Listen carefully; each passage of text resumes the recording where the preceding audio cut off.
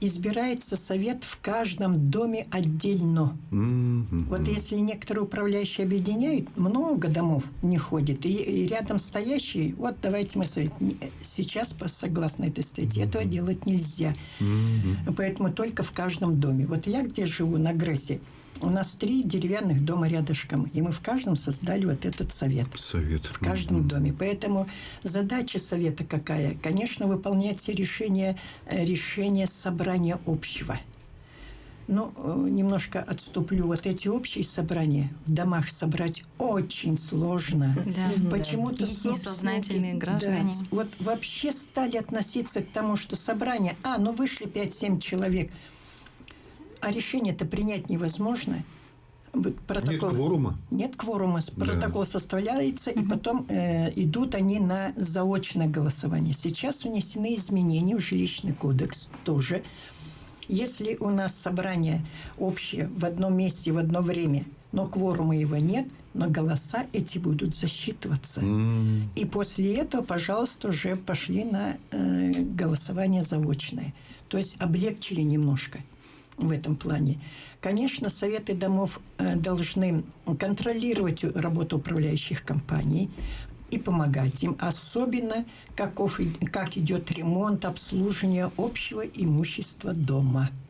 Вот в этом задача собственника. Там много что можно говорить. Конечно. Наверное, кратко, что вот это основная задача. Основные задачи. Да, обслуживание общего имущества дома и связь с управляющими компаниями.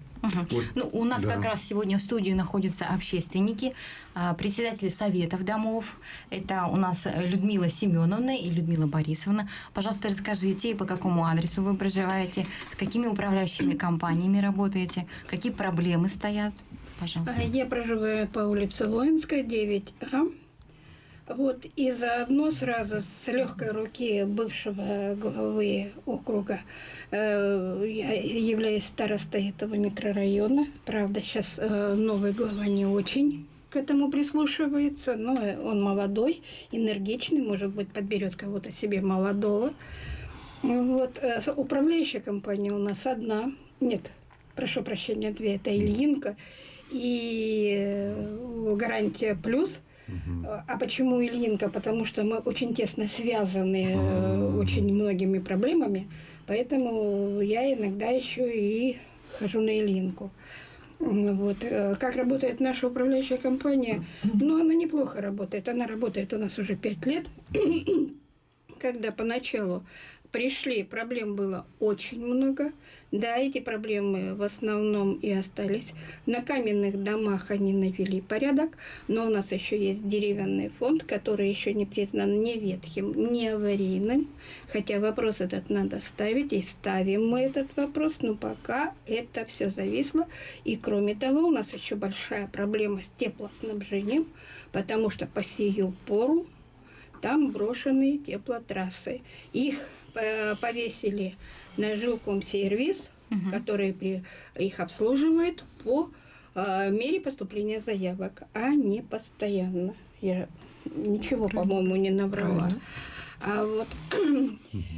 Поэтому, с управляющей компанией мы тесно работаем. Единственное, что, конечно, может быть, от них зависит, может, не от них зависит. Это вывоз бытового мусора, это одно. И у нас еще больная проблема, с которой мы работаем, и с управляющей компанией. Раньше работали с управой, сейчас я немножко отошла, честно скажу. Значит, это то, что у нас остановка 3 конечных автобусов. И там ужас, что творится. Жители Ильинки, жители наших домов это все прекрасно знают. Вот это наши больные вопросы, которые мы стараемся решать и решаем. Что будет дальше в связи с началом нового строительства там, мы пока не знаем.